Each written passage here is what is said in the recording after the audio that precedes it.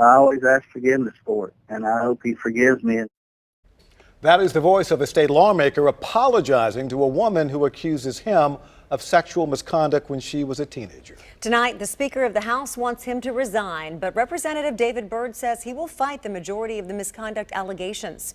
The News 4i team has been investigating this for 3 months. 3 women tell us Representative David Byrd initiated sexual contact with them when he was their high school basketball coach decades ago. One of them secretly recorded their conversation, then gave it to the News 4i team. We do want to warn you, what you're about to hear contains some graphic material. The News 4i team's Alana Otler is here with a story that prompted the call for Byrd's resignation. Representative David Byrd backed out of a scheduled interview we'd had with him on Monday, where he was going to address some of these women's claims. It's why we had to track him down at the Capitol to ask him about the secretly recorded conversation with one of his accusers that raises the question, what exactly is he apologizing for?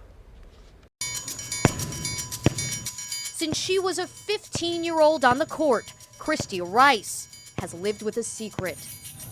He was like, you owe me, you owe me. I've been thinking about what I want to see you naked. A secret, she says, about her then 28-year-old basketball coach at Wayne County High School. A coach who went on to become State Representative David Byrd. And now 2 other players from the same school and same team say they've kept secrets too. I just remember being scared. It's an embarrassing part of my past. I wish to forget. Did you initiate inappropriate sexual contact with your former teenage players, Representative? While Representative Byrd isn't talking, they are. Yes means yes and no means no. Prompted by the Me Too movement, 3 former teammates are going public with what they say they've only told their loved ones, detailing what they say was sexual misconduct at the hands of their former coach, knowing it was their word against his. Until last month, Rice decided she'd had enough and not only called her former coach, but secretly recorded it. I can promise you one thing, that I have been so sorry. For that.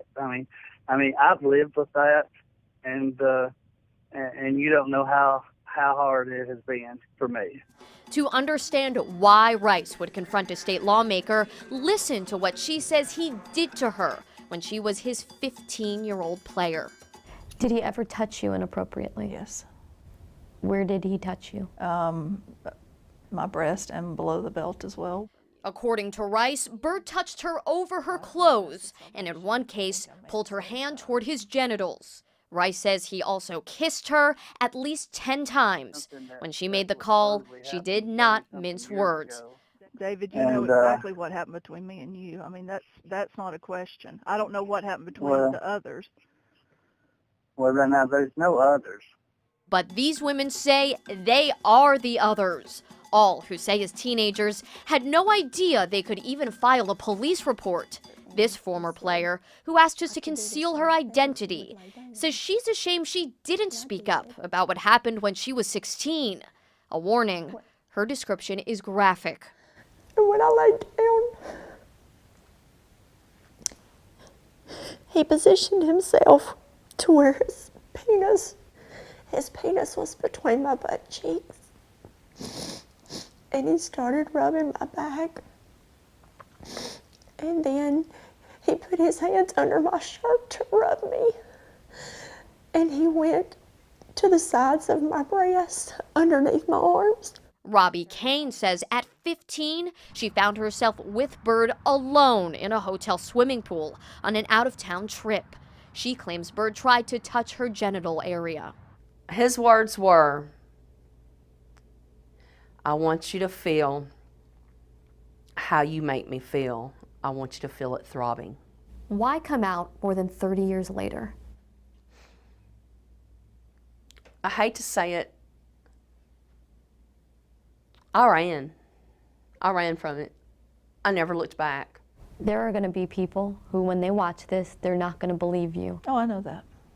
How does that make you feel? I just really feel like I couldn't live with myself if the truth didn't come out.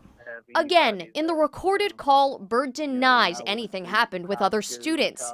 And even with Rice, he never explicitly says what he did to her. What he does is profusely apologize. I wish I had a do-over, because I promise you I would have corrected that, and that would never happen. I hope you believe me when I say that, I mean, it's one of those things that I think about it all the time, and I always ask forgiveness for it, and I hope he forgives me. And it's just one of the things that I've really beaten myself up, and I don't know if you believe that or not, but I do. I mean, all the time. There's probably hadn't been a Sunday gone by when I, doing my communion and everything, and I'm asking for forgiveness of sins, my sins. That's one of the things that I do. We intended to ask Representative Bird what he was apologizing for when he agreed to a sit-down interview.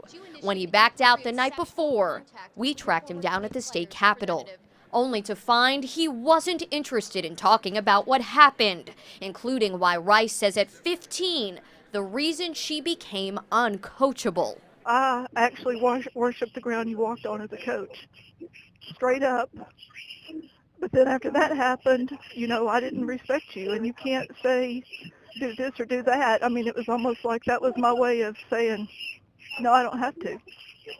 I mean, that was very confusing for a 15-year-old.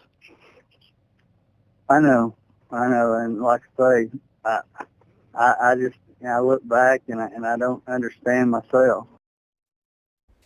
According to campaign finance reports, none of these accusers have contributed money to Bird's previous opponents. We also heard from more than a dozen other women who Bird coached, who say nothing like this ever happened to them, and they had no knowledge of this happening to anyone else. For the News 4 I team, I'm Alana Altler.